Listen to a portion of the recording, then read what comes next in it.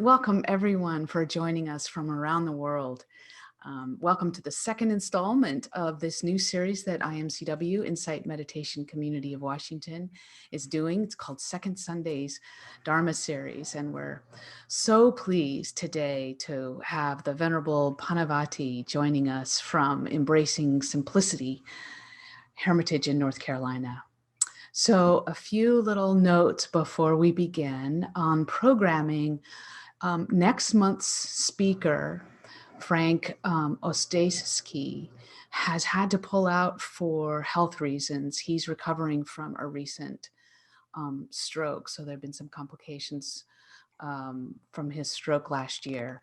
So he's sending his regrets, and we hope to have Frank back later in the year. If you've registered for that event, know that we'll be filling that spot on March 14th very soon. There's already looks like we've got somebody lined up. So, and that will be on a similar topic to what Frank was going to talk about, which is on life and death. So after that announcement of who that Dharma teacher is, if you would like your donation refunded, just let us know. And of course, we send our heartfelt wishes to Frank as he recovers. Our upcoming speakers in this series are Rhonda McGee and Kristen Neff. So you can look at imcw.org, register, make your donation, and join us there. One other note, we're so glad to have Miko here to help us with ASL, part of our support for all of us and all of our ways of being. So grateful for that. And if you're wanting to keep that mode of communication open for yourself, make sure that your setting on Zoom is set to speaker view, not gallery view. So that's the button in the upper right corner switches between speaker and gallery view. So you'll want to switch to speaker. Okay, that's all the business. Now we can turn our attention to Venerable Pannavati. Welcome, Venerable. It's so wonderful to have you here. Many of you know her already. If you don't, hold on to your Dharma seat. This is going to get good. Venerable is ordained in the Theravadan, Chan, and Mahayana traditions with Vajrayana empowerments and a transmission from Roshi Venerable Roshi Bernie Glassman of the Zen Peacemakers. She is formerly a Christian minister and is now co-founder and co-abbot of Embracing Simplicity Hermitage and Meditation Center in Hendersonville, North Carolina. If you have questions for Venerable during her talk, put them in the chat, and our team will be monitoring that. And then after that, either myself or the Venerable will read from your questions at the end, if we have time, depending on how it all goes. Okay, so welcome, Venerable Pannavati. So wonderful to have you here, and I'll turn it over to you. Thank you. Thank you so much. It's wonderful to be with you today. There are probably a few of you that I've met in person. If not, it's so wonderful. Sometimes something comes up and we think, what a terrible thing this is. But I think we have connected now with more people more often than even before COVID hit. And so everything that happens that is unfortunate is not always just unfortunate. Sometimes it creates the possibility, it creates the necessity for us to find other ways of doing something, other ways of expressing something, other ways of showing up, other ways of being available. The good thing about the Dharma in us is it allows us to not be so moved by outer circumstances. It allows us to use outer circumstances as our practice so that we can be present and initiative in the world. And so I thought I would talk today about effacement, the rubbing out of self. I think the title is keeping it real. And I love that sutta on effacement. You can find it in the Majjhima Nikaya, sutta number 8, I believe. And the conversation started around meditation, because we're meditation practitioners. That's what we do. That's who we are.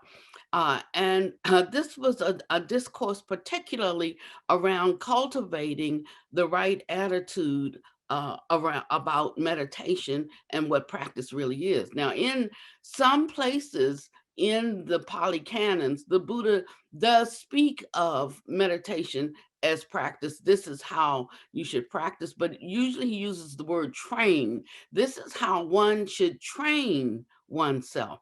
So that gives us perhaps an idea that there's something different. There's a difference between training and practice. In Sutta number 8, effacement, and that means the rubbing out. This is a talk on the rubbing out of self. And he says, you may think that when you're sitting in meditation that you're practicing. He said, but I don't call that practice. Now, if you haven't read this sutta, go ahead and read it after we finish talking so you will know for yourself that this is true. He said, I don't call that practice. I call that a pleasant abiding here and now. He said, but what I call practice is what you do when you're off the pillow, when you're confronted with circumstances that are unpleasant, when you're confronted with people that you don't like, when you're confronted with situations that you feel overwhelmed by. Or he said, this is where practice comes in. So most of us run to the meditation cushion to be our solace, to be our practice. And we think that when we get up from there, all refreshed and clear and ready to meet the world, and then we get out there and we find ourselves stumbled by the same habitual tendencies because we don't think that is practice. We think we've done our practice and now we're ready to meet the world. So I submit to you today that we need to turn the whole thing around. Suppose every time I encountered a difficult situation, I was like, yippee, this is my opportunity to practice. How could I approach and be in that moment differently than I usually am? So usually we're fighting our aversion, or we're having a difficult time trying to make a judgment, a discrimination around what is happening. We're trying to see what is our responsibility in it. But if we had already done our pleasant abiding and that was settled and still with us, when we approach that uncomfortable situation, we could recognize now is the time to practice. So I challenge you that starting from today, whenever you encounter an uncomfortable situation, a difficult situation, a hurtful situation, let us say that our practice is this. And you can look at the situation and decide what it is. For instance, someone offends you, can you overlook a slight? This is my practice. That was a slight. I recognize a slight, but my practice is to overlook it. We're living in a time right now where it's like it's all out there. If I'm feeling pain, I want you to know it. I'm going to make sure you know it. And there's almost like a crushing and a pressing on people, and we've lost our dignity and our sensibilities, our compassion. But this is the greatest time we could be in because the truth is coming out.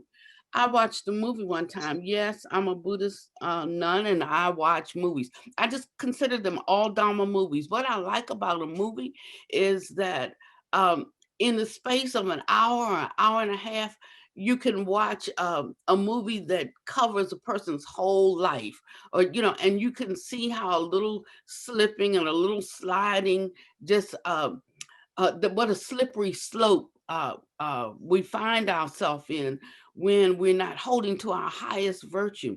And of course, it gives me good stories for the lay community, because sometimes we're a little isolated and we're not confronted with all of the issues that one may find when they're having to go to work and interact with people, when they have families, and everybody knows how families are our true challenge, how difficult it can be.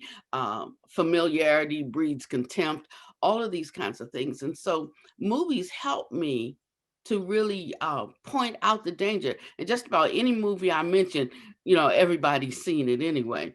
And so we have a lot of good Dharma conversations, not only around the Pali Canon, but around the movies, because the movies show us the real life. My Buddha master would say to me all the time, he said, all worldly Dharma is Buddha Dharma. If I want to know how to do something, I can look in the natural world and see how things are done, and I can understand something. I can bring that into a spiritual perspective and know how to live and move and have my being, how to flow in any situation.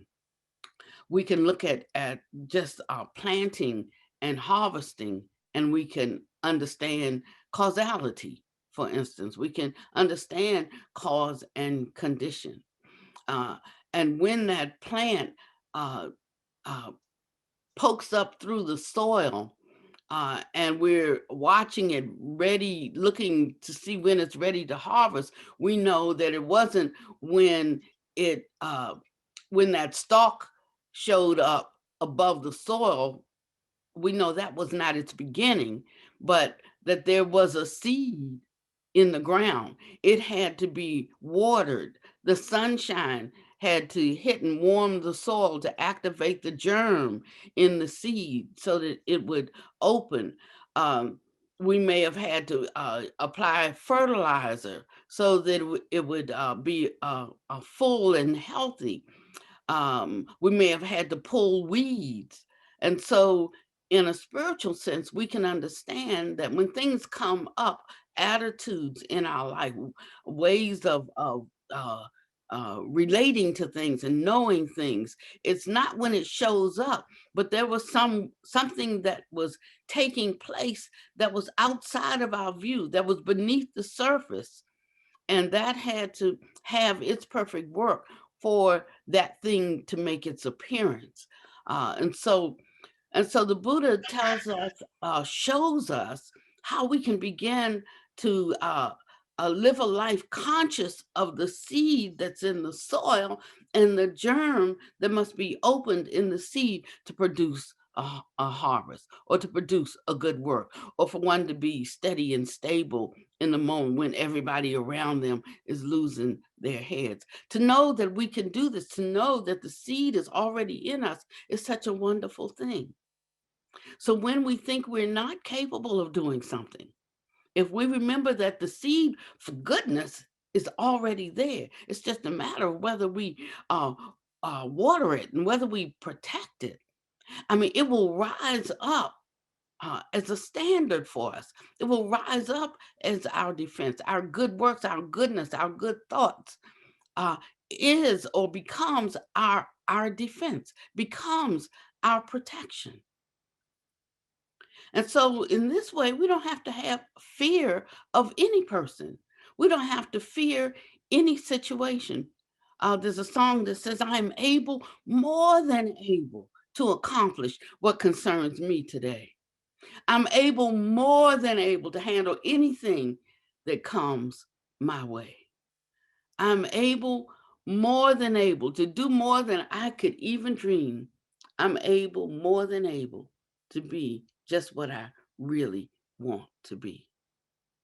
There's a Christian scripture that says, let the weak say, I am strong. Yeah. So the language, what we say to ourselves, is part of nurturing that inner seed of goodness in us. And we'll find that we're capable of doing what we thought we were not capable of. That tolerating a slight, that practice of overlooking a fault. That when someone is saying something and you can feel into it and really understand how much suffering they have going on inside that would make the mind rest or abide in that state. And compassion can arise for them because you can know their torment. Now, in order to be able to know their torment, their suffering, we have to know our own. Because it's through knowing our own that we can resonate with another's suffering. I know my own anger. The Buddha says we should know. He said, when one has an angry mind, one should know this is an angry mind. One has a sorrowful mind, know this is a sorrowful mind. One has a joyful mind, know this is a joyful mind. Because once you come to know that frequency, that vibration, you can identify it by its feel, even. It's FEEL, it's feel. And you can also identify it by its field, FIELD, so that one can know what state one is in. And when it's like hearing a bell sound, when you hear a corresponding sound coming at you that's on the same frequency, then you can recognize that same sound. And the way that you work with yourself will be how you can work with others. And for those of us who are self-flagellating, the way you work with others, the kindness that you can show others when they're caught in a fault, is the way that you can work with yourself. I love the Dharma because if I'm too high, it brings me down. If I'm too low, it lifts me up. So that we can always abide in a kind of balanced state, so that balance is our delight. So he says that when we get into a negative state of mind, the mind is agitated. But if we get in too happy a state of mind, the mind is still agitated. And so whenever I can feel any kind of agitation in the mind, then I know I can know what to do. It's like having a map laid before you, and you can put a pin in and say, I am here, knowing where you are on the map. So if we could think of this relative reality as having two extremes, two poles, then we can always know where we are on that tandem, where we are on that line. And when we look at where we are in light of what is the middle way, that place that would put us into balance and at ease, then we can know what we need to do. There's so many times I say to people who come to a Heartwood, you may not have to go away mad, but you do have to go away. So it doesn't mean that we tolerate everything. We tolerate abuse. There is no way that we can speak up for ourselves. You just don't have to do it with an angry heart. You see what I'm saying? You don't have to do it. And when one can do it with a heart that is without anger, then one does not feel the judgment, the inner judgment, like, well, I wasn't good enough. I couldn't handle it. Maybe I could have done this better. I could have done that better. You can know by the sound, by the vibration that is that one experiences inside when they know that they have been without harm. That there was no intention being the principal thing. He said our actions have their fruit, their bearing based on intent. Now, some of us do things and we say, oh, I didn't mean to say that. It slipped out. But no, it didn't slip out. We know before we say a thing what we're going to say, even if it comes up really quickly. And if we don't, then that's an area in which we can practice. Now, you need somebody to practice on with this, right? So that means we can read about it all day long, and we can sit on the pillow and like when so and so says this, I'm not gonna say anything. I'm gonna just hold my peace, and then you get right off the pillow, and they say that thing that they shouldn't say, and before you know it, it's like out there. But that's just a case of uh, our willingness not being uh, strong enough.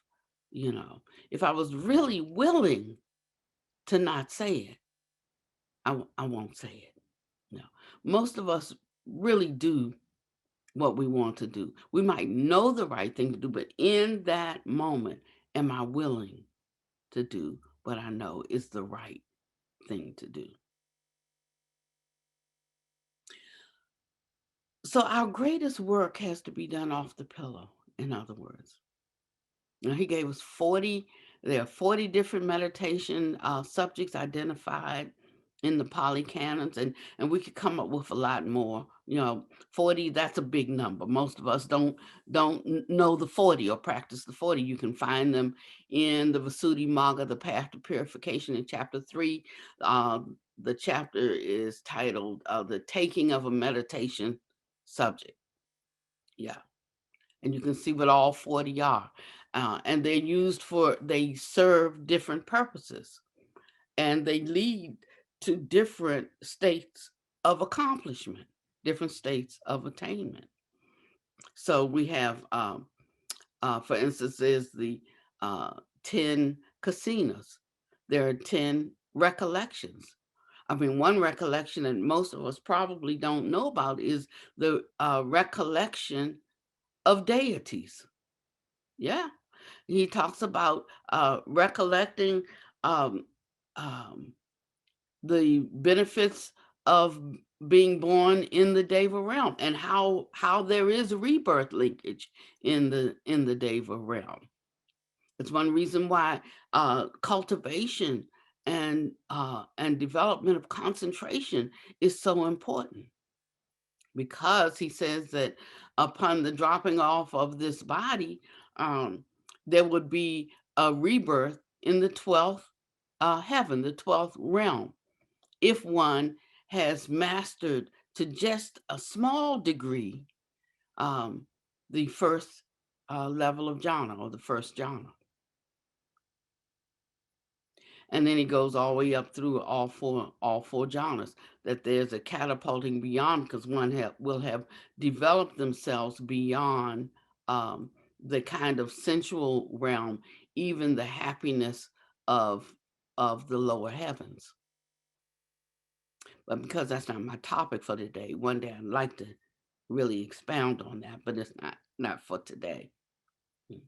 So today we're talking about how to just uh, be in this world with all of its vicissitudes, with the praise and the blame, uh, the fame and the shame, the pleasure and the pain. What's the other two? Praise and blame, fame and shame, pleasure and pain. Uh, the other two will come to me because they're eight worldly winds, and uh, loss and gain. I'm 70. Sometimes I think the file, I got long, thick files, uh, and the loss and the gain. So if we just look at loss and gain, for instance, because many of us find ourselves right here, maybe mostly on the loss side. But what helps us when we're losing is first to recall that, we can't always win. Now we'll say, intellectually we get this, but when losing comes, we go into anxiety and depression, and that lets you know where you are in your practice. Um, uh, True practice is only that which we are able to walk out. The rest is just some intellectual concepts, but we know we can't always win. So what do you do when you're on the losing end? What do you do when you're the one that has to suffer a loss? What do you do when, to restore harmony or restore peace, somebody has to yield? Can you be the one that yields and just simply say, we're not going to come to an agreement on this? So let's just call a truce and move on. Can you do that? Or once we get into it, do we always have to win? Even winning the argument, our point of view has to be accepted and understood. This is our practice right there. And what can give us some joy around this is to uh, acknowledge to ourselves that we are practicing at this moment. That will help us to do the beneficial thing, to do the useful thing, to do the right thing and not feel so bad about it. So there are plenty of times, and then what you'll find is that in time, those wins will lose their power over you. So I've suffered a lot of loss in my life, and yet I'm still here. If I look at what I have gained, what I have won, what I have accomplished, if it doesn't supersede what I lost, it certainly uh, balances it out. And I can see the truth of the fact that we can't always expect to win. It's a childish expectation. So some of this is just about growing up so that we're not walking around like 12-year-olds, 60-year-olds. It's we find that we have the capacity to be mature, to be stable. When um, a child hurts themselves, and the mother comes and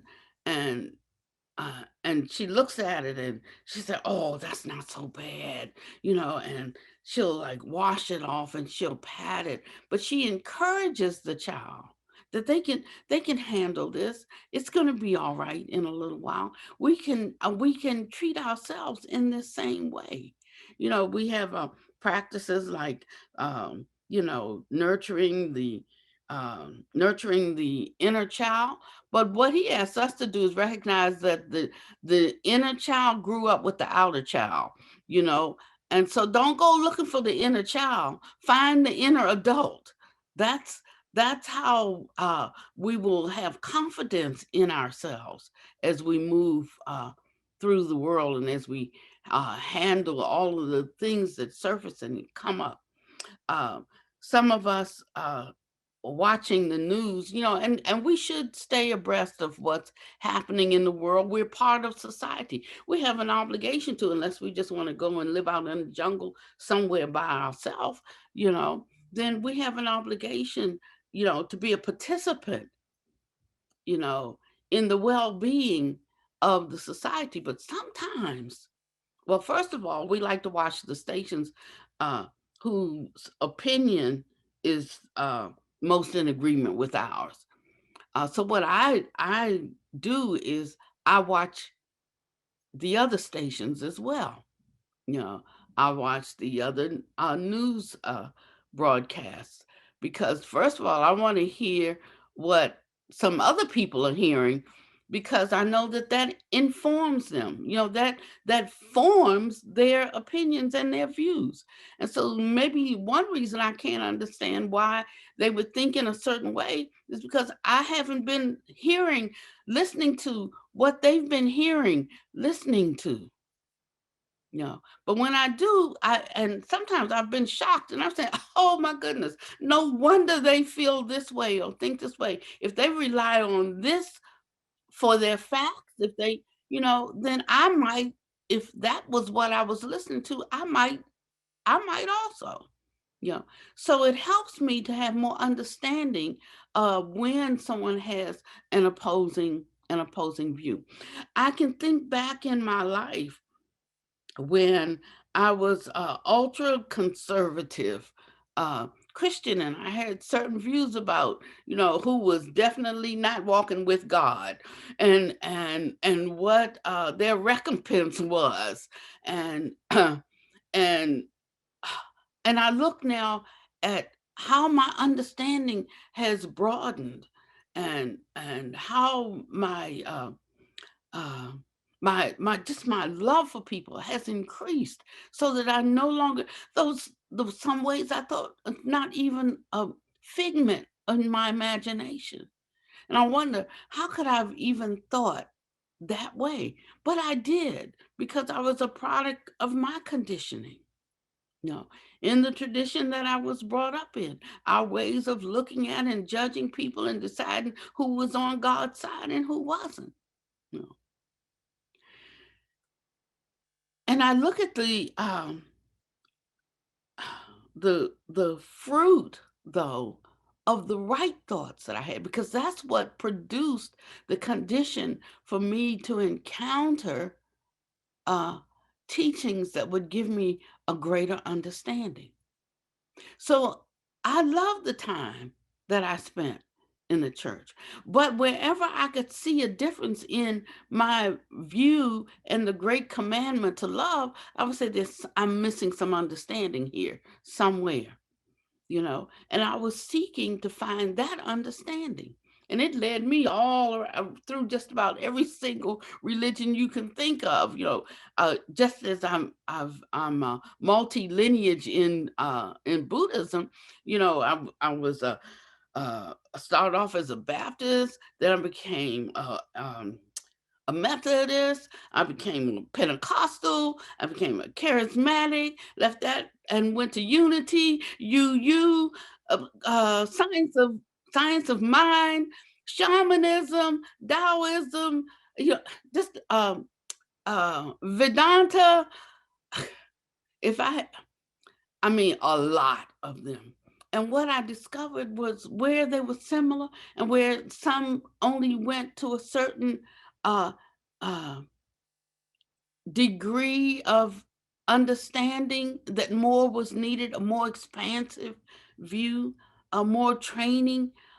Some were middling level training, some were high trainings. And then within each tradition, there was low, middling, and high training, just as there is in the Dharma. He has some teachings, and that's for what he calls ordinary um, disciples. And then he has some who are into greater training. And then some some are looking for happiness here and now, contentment here and now. Some are saying that, and if there be anything after that, you know, may there be an appearance, in a peaceful, joyous world, based on the good deeds that I have done here, that seed that produces fruit.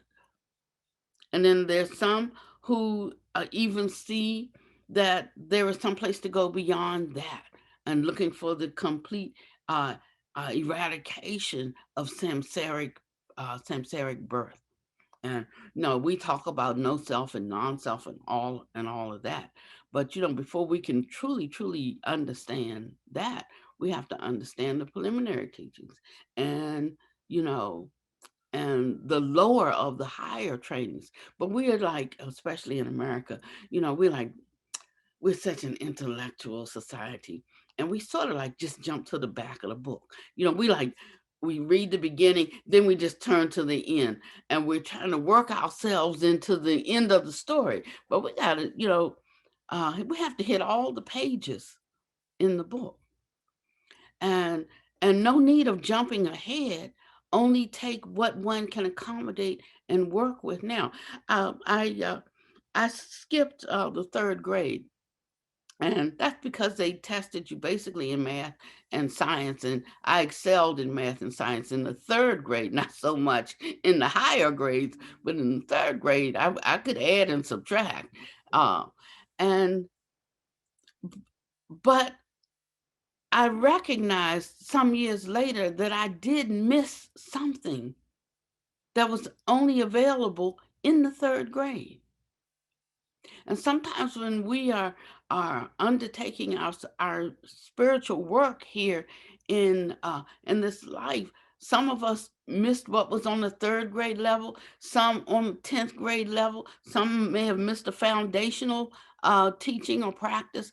And we find that we have to go back and pick that up. That's why we can't just all be like vanilla wafers and it's not all a linear training. It's where we appear on the map in relationship to the destination, whether we will go east or west or north or south. And it's for us to actually walk that path for ourselves. So in the Kalama Sutra, he said, just don't believe things because I say it. He said, don't believe it because I have my eye on the time coordinators. Don't believe it because it's written in your holy books. Now, I said, don't believe it, just because your group thinks it's good. You know, he said, but when you take it and apply it in your life and you know for yourself, this one, you know, uh, leads me to peace. This one allows me to have good and beneficial behavior. This one leads to the right kind of talk and the right kind of phrasing. Like, am I the one to say it? Am I supposed to say it right now? You know, uh,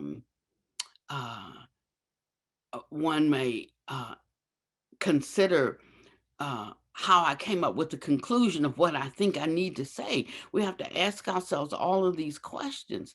And once we have answered all of these questions to our satisfaction, then we can move forward. We can speak or we can act. But if we haven't done that, then he says we're not ready yet to take any action. We're not ready yet to say anything. So there's this constant self-examination. I tell you the truth, by the time most of us do our own self-examination, there wouldn't be much left that needed to be done.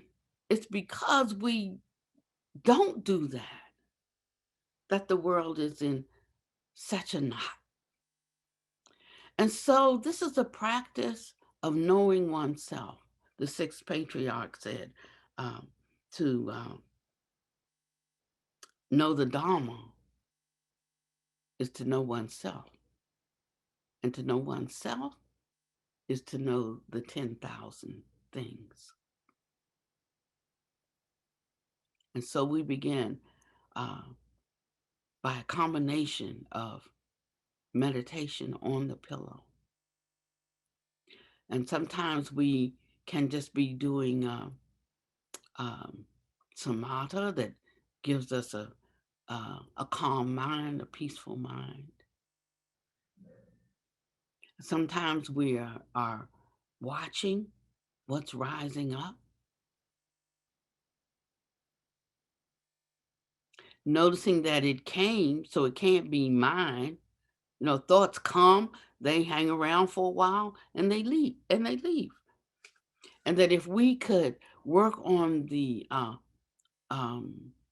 perfection of patience, we wouldn't get in so much trouble.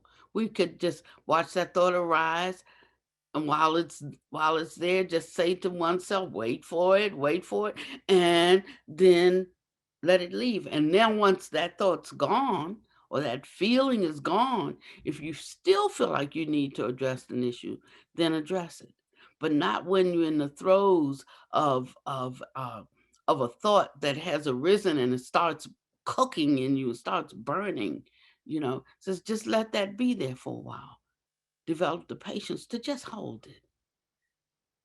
And then when all the energy is gone out of it, you can see more clearly what would be the fruitful response. So the best thing that we can do, we're saying the world needs something, not just our country, surely our country, but the whole world. And what we are looking for, I think we have to be it. I think that the Dharma is the solution to what ails us in this world. So if most of the people who lead the world are not Dharmic practitioners, I'm certainly not looking to them for the solution. But those of us who are, can we be any better? Can we do any better? Can we arouse in us that which is necessary to meet the suffering in the world? It starts with us being willing to lay down our own suffering. And he tells us that that suffering, I'm looking for my questions now, that suffering comes about as a direct result of us sitting in the center of our lives.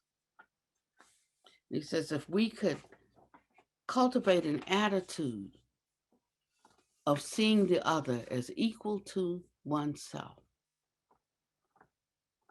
that's the beginning of uprooting the sense of self. We start to see the other as myself.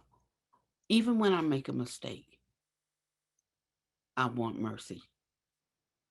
So when someone makes a mistake, can you offer them mercy? This requires a letting go of our own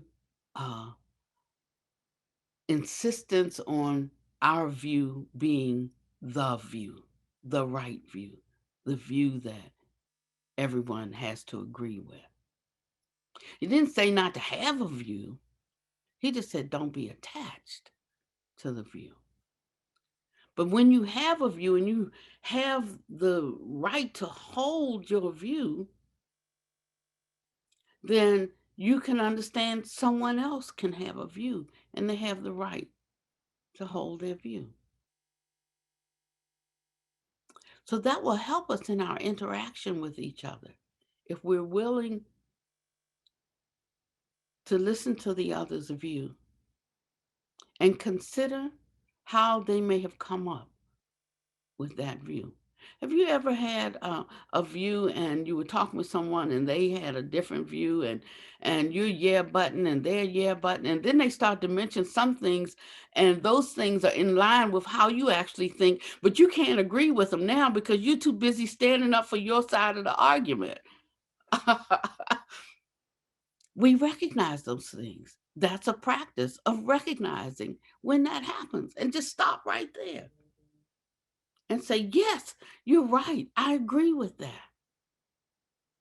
And then we always say, but could you stop with, I agree with that. Don't say and, because and is but. So just say, I agree with that. And then that person starts to feel heard and understood. And when you have done a good job of making them feel heard and understood, now you can say something. And you set up the condition for them to hear you instead of to defend themselves, against you. This helps us to be able to be with unstable times when we have no expectation, rather more gratitude for whatever is present in our life. So every day when I started by recounting the day, these things went well, these things didn't go so well. These things were good, these things were not so good. And I could see that in the day there were some things that went well and some things that didn't. And then I turned to the ones that went well because our go-to is what causes us suffering. So it's a practice to turn to the opposite and start to not just have gratitude, but to express gratitude for the things that went well. And once you have fully expressed gratitude for the things that went well, then you can examine the things that went not so well.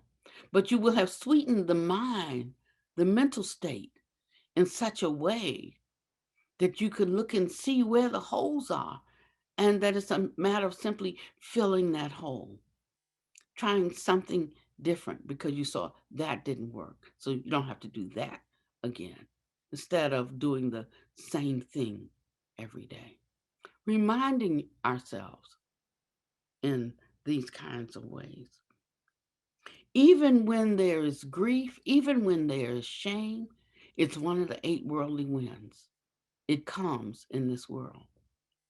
And there are different ways of working with that. Some is to acknowledge and sit and be there with it. And the more you're able to face something uncomfortable, the more you become able to face something uncomfortable. That's how we lose our timidity and our fragility, by keep touching in with that which is painful. And after a while, we become accustomed to the feel of it, and we know that we can handle it, we can hold it. There's no condition that we suffer in this world that somebody else has not suffered.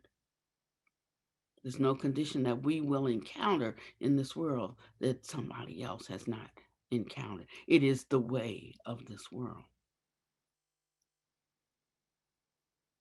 And by the same token, um, um, he tells us to use arouse energy and the enlightenment factor of joy, you know, in our daily life. The way that one does that is, and if you read the uh, um, mm, I think it's in the mindfulness of breathing sutta, Anapanasati.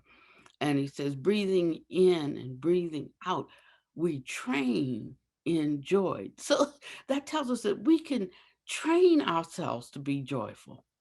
Have you started training yourself, or are you just waiting for something pleasant to come about? You can train yourself in joy.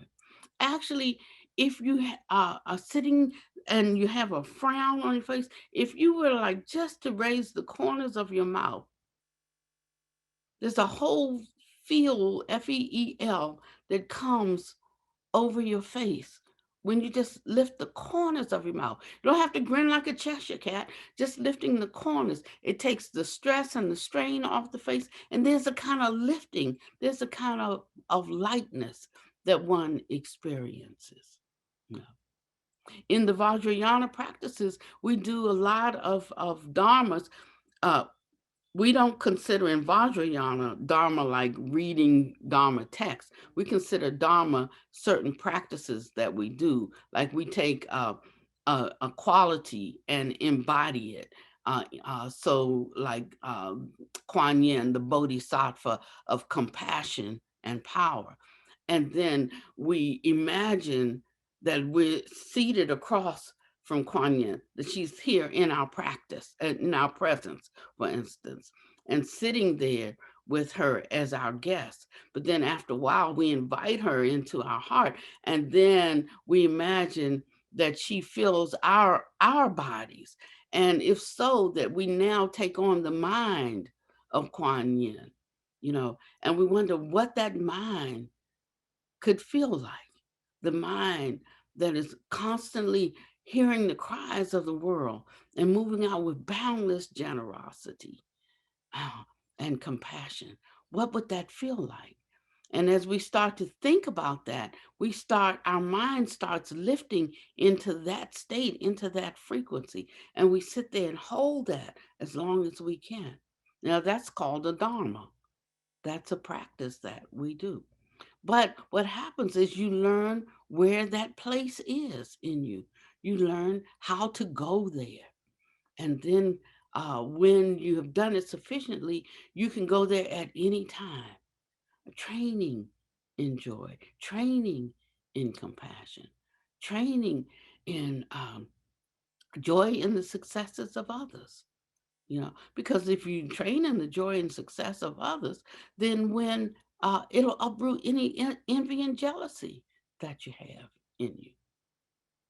Because if I win one time. But if I win and you win and you win, then I win 3 times when I have joy in your success. So even on a day when I'm losing, I'm winning because I'm counting up the successes and I'm happy for others. These are all of the ways that we can learn how to be real, to embody the Dharma. A Dharmacharya is one who embodies the Dharma. It's like becoming the living Dharma.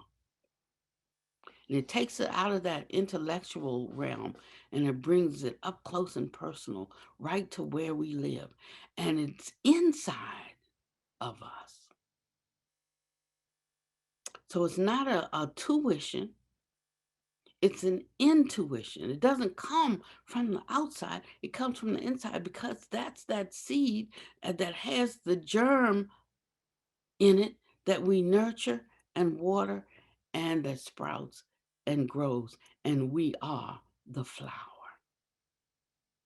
Isn't it wonderful to know that everything we need is already resident in us? The Buddha said that it was. He said if it wasn't, there would be no way that you could awaken, except that the seeds of awakening are already present in you. It's just, will you nurture the seeds? And will you uproot the weeds? It's a decision that we have to make. Someone asked a question, how can I develop more energy and concentration during meditation? I often daydream or fall asleep when sitting. The first thing I would say is perhaps you can try your sitting meditations at the easiest times for us. What's the easiest times? Just before we go to sleep, just when we wake up. Because when we are falling asleep or when we're waking up, we're not fully here present in the world. We're coming back into our conscious awareness, or when you may get in the bed, but you're not really ready to fall asleep, but when something flips inside of you and that's it, I'm down for the count. I say try a 5-minute or 10-minute, but 5 minutes is good meditation just at that time, just when you're ready to like lights out, head on the pillow, going to sleep. Just sit up for 5 minutes because it'll be easier to check out from the thoughts about the world because your body is already in that retiring mode. And just spend 5 minutes in that territory, seeing what that feels like, that letting go. And then in the morning, let's say if you normally get up at 6 o'clock or 7 o'clock, and you set an alarm clock, no problem. Just tell yourself, I will wake up 5 minutes early to meditate. I guarantee you that you will. Your mind never sleeps and never slumbers. That it will let you know it's 5 minutes of, and then just sit right up as your consciousness is dawning and coming to light, and experience that in between world, just before you're fully awake and your mind starts to go to the things you have to take care of, thoughts about the day, and experiencing that kind of peace, that kind of simplicity, that kind of contentment. You will become familiar with it. And then you can take 2 minutes or 3 minutes throughout the day, just 2 or 3 minutes, and go to that same place. Just, you know where it is. It's like if somebody shows you, asks you for directions, how to get someone gives you directions someplace, and you follow the directions. You might have to read them a couple of times, but after a while you start to know the signposts. You'll note the markings to that destination. It's the same way with meditation. You'll start to know when you're approaching, you know, a certain depth, a certain stillness, a certain contentment, a certain joy. And as you do it over and over, after a while, it won't even take you that long to get there. You'll sit down and zip, you're right there. How wonderful. Everything is compacted right in this very body, in this very mind. Sometimes we just need to rest. Sometimes we need to get up and walk. Sometimes it's a laziness that causes us. We have to ask ourselves, what is the reason that sloth and torpor is setting in? Sometimes it's avoidance. And the Buddha said one time he was looking and uh, and his meditation just kept, going off the rails. And he said, "Now I wonder what is the reason for that." And then he said, "Sloth and torpor overtook me." Okay, so he said, "I'll practice so that I won't be uh, drowsy anymore." Then he looked another time, uh, elation overtook him. He got too excited, and that threw him out of meditation. Then he said, "So I will work at keeping my energy tamped down, so I won't get too excited, you know." And then the next time something else happened. I think he listed about, I don't know, 18 different experiences that he had in meditation. But he went back and examined every one at the moment of his falling out or his falling away. And so when we come out of meditation, we should look what just happened and see where we were going good in it, and then where something jarred us or took us out. And this is how we get to know ourselves. But after a while, you will absolutely know yourself. And bit by bit, you'll make progress. 2 minutes, 3 minutes, 4 minutes. If we could close our eyes for just a couple of minutes right now. And this will just be like a gratitude meditation. How wonderful and pleasant it is for all of us to be here together. In these times where some people have not a friend that they can connect with. Some don't have computers. Some have them, don't know how to use them. Some don't have a mind that will even allow them to engage. But we chose to come together today to share our energy, to share our collective knowing, because there's nothing I'm saying to you today that you don't already know. It's just a remembering and a rejoicing in that remembering, keeping it in the forefront of our minds, encouraging us, strengthening us, charging us, allowing us to not only recall, not only to remember, but to have a deeper commitment to holding fast those things that propel us along the path, a path of compassion, a path of non-harming, a path of wisdom, a path of joy, a path of virtue, a path of strength, a path of competence, a path of knowing.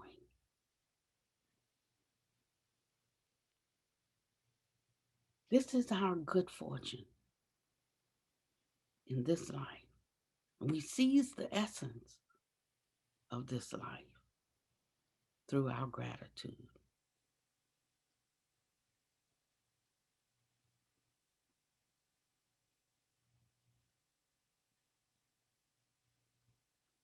Just breathing in and breathing out, I am grateful for another breath.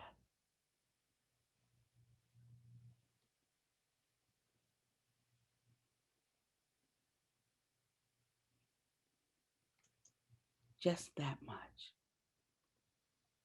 is enough.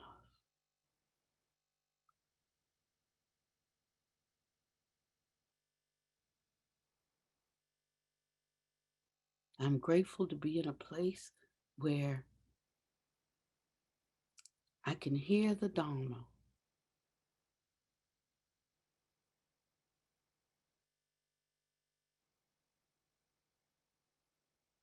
I'm grateful to be in a place that's not under military rule. I'm grateful to be in a place where, even though there may be lack, we're in a country where there's more prosperity than just about any other. What a fortunate rebirth. So much to be grateful for, so little to complain about. Yes, I'm facing some challenge and some hardship,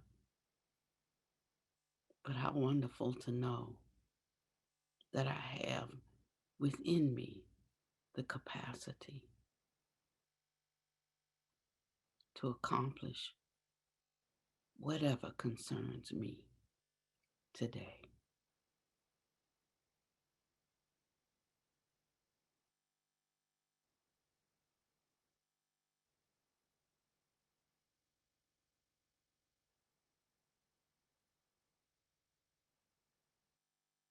And just this recollection allows us to arouse energy to devote to our practice, to put it to the test, and then to bear witness to it.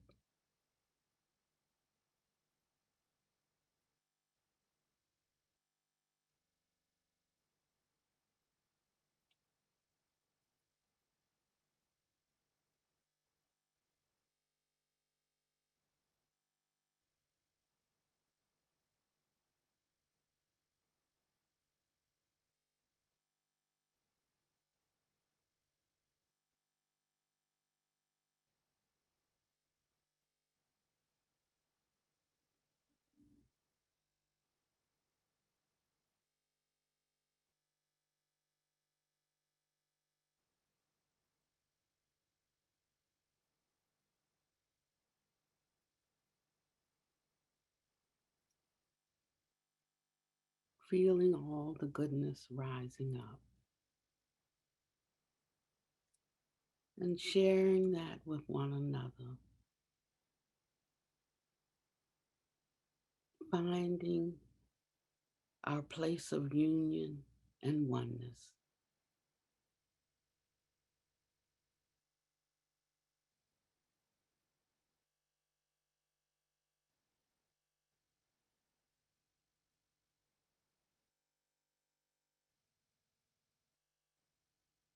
And I'd like us to close out with a song today. It's very easy, and you can just stay there with your eyes closed.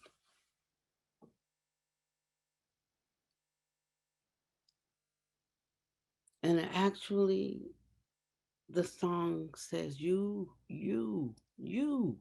are the face of God. I hold you in my heart. You are part of me. You are the face of God. You're the face of peace, and I hold you in my heart. You are a part of me. You are the face of peace. You're the face of love. I hold you in my heart. You are a part of me. You are the face of love.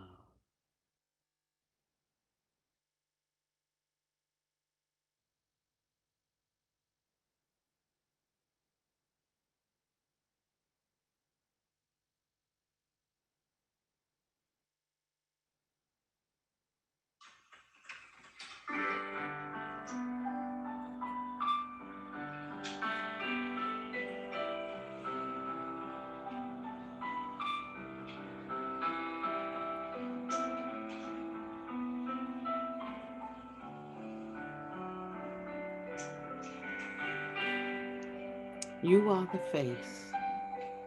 You are the face of God.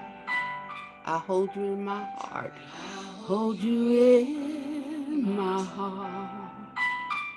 You are a part of me.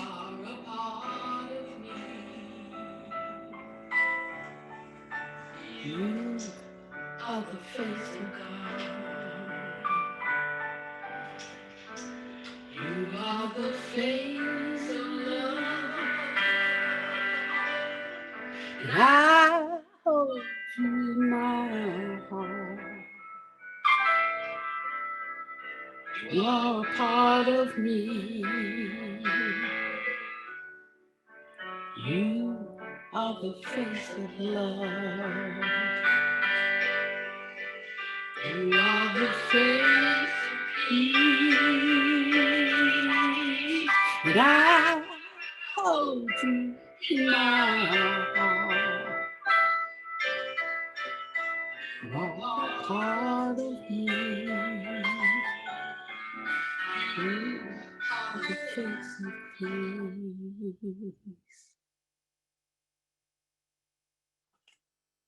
Ding.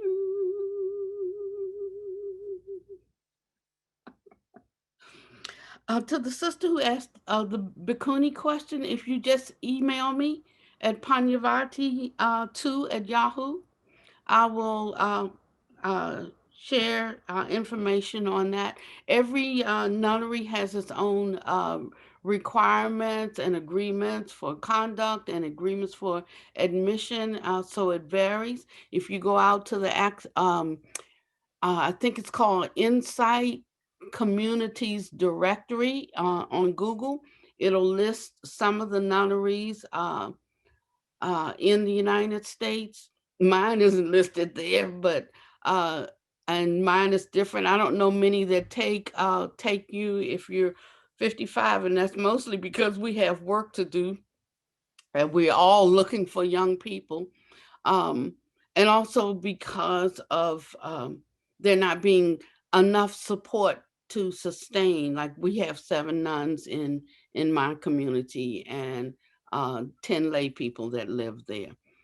So if you just email me at Pannavati2 at yahoo.com, I will direct you to where you can check out the different nunneries around the country. What a noble inquiry. Thank you so much, sister. Mm. Thank you so much, Venerable, and everyone for joining us today. What a magnificent Dharma transmission that was. So I didn't say it at the top, but I'm Kristin Barker, a grateful IMCW teacher. I'm co-founder and director of One Earth Sangha. So honored to host today, to be inspired and guided by this gathering, feeling blessed by the opportunity to be with all of you and dwell in the Dharma together. And again, deep gratitude to Venerable Pannavati for joining us today. So just one more note here, or a couple more notes, just a reminder that you can register for future Sunday sessions at imcw.org. And then, dear community, we invite your generosity for our teacher and for IMCW. Your donation supports her teachings and supports this series, allowing us to continue to offer the meditation and classes that are throughout the IMCW network. So may whatever benefit has been generated here go out into the world and bless all beings. May all beings be happy. May all beings be well and peaceful. May all beings awaken and be free. Thank you so much for joining us. We hope to see you next time.